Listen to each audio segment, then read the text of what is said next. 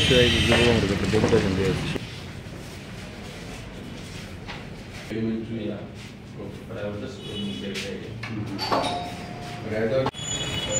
রাজ্যের ভবিষ্যৎ, রাজ্যের ছাত্রছাত্রীদের অন্ধকারের দিকে ঠেলে দেওয়ার একটি প্রচেষ্টা এবং অশিক্ষিত রেখে দেওয়ার একটি প্রচেষ্টা এই ভারতীয় জনতা পার্টির সরকার সংগঠিত করছে। আমরা ইতিমধ্যেই জানতে পেরেছি যে 160টি স্কুলের মতন 160টি স্কুল স্পেশালি হিলি এডিসি এরিয়ার স্কুলগুলোকে বন্ধ করে তাদেরকে বড় স্কুলের সঙ্গে মার্চ করে দেওয়ার একটি প্রচেষ্টা ভারতীয় জনতা পার্টির সরকার রাজ্যে সংগঠিত করার চেষ্টা করছে।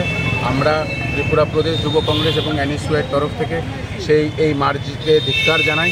কারণ এই মার্জিং যদি হয়ে যায় এবং 95টি স্কুল আছে যেখান থেকে ছেলেমেয়েরা বড় স্কুলে যদি আসতে চায়, প্রপার রাস্তা নেই, প্রপার পরিকাঠামো নেই, তারা শেষ পর্যন্ত আমরা দেখতে পারবো যে তারা সেই স্কুলে ভর্তি হওয়ার থেকে বঞ্চিত থাকবে এবং তারা পড়াশোনা করা ছেড়ে দেবে।